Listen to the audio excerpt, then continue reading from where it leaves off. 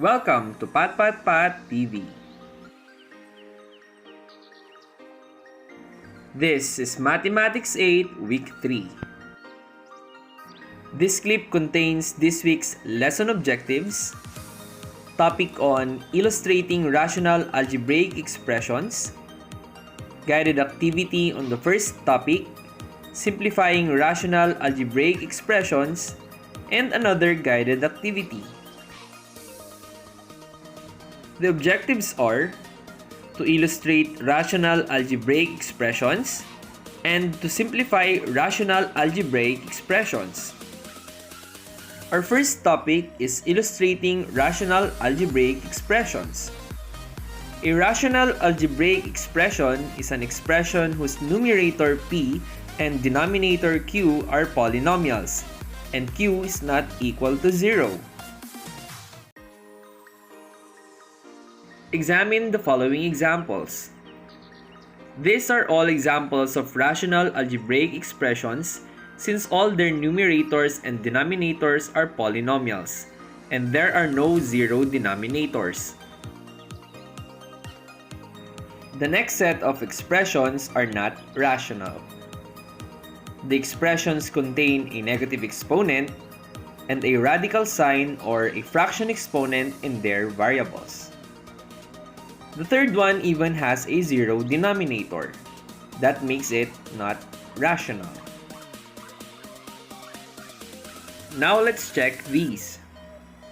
Identify the rational algebraic expressions from the following. The first one is a rational algebraic expression. It is in fraction form. The numerator and the denominator are polynomial expressions, and it doesn't contain a negative exponent, a radical sign, or a fraction exponent. Number 2 is not a rational algebraic expression since the numerator has a radical sign. The variable in the numerator of the third expression has a fraction exponent. This is not a rational algebraic expression. Now let's proceed to topic number 2. Our next lesson is simplifying rational algebraic expressions. A rational algebraic expression is said to be simplified when its numerator and denominator have no common factor other than 1.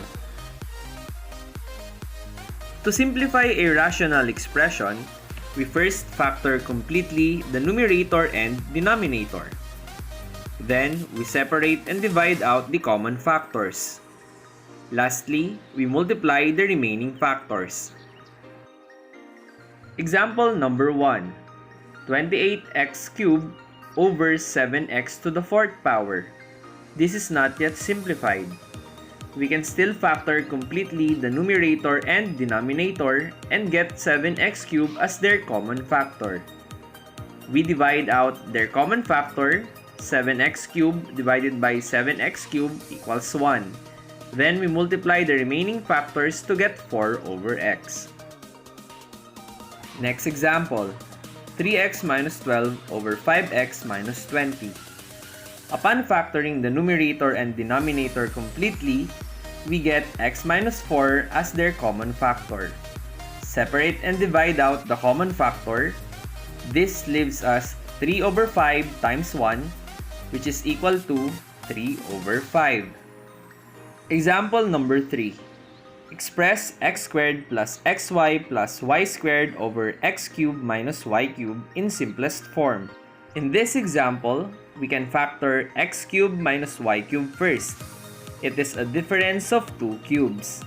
Its factor will give us x minus y multiplied to x squared plus xy plus y squared. X squared plus xy plus y squared will be the common factor of the numerator and the denominator. Separate and divide out the common factor. This leaves us with 1 over x minus y multiplied to 1, which is equal to 1 over x minus y. Now, let's apply what we have learned. Let us identify if the following rational algebraic expressions are in simplest form or not.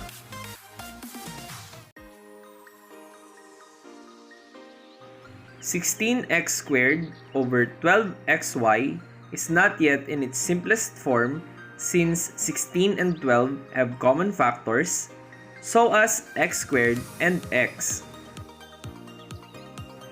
The second expression, m over n plus 3, is already simplified since their only common factor is 1. The third expression has identical numerator and denominator. Thus, upon dividing, its simplest form is 1. Well, that's it for now.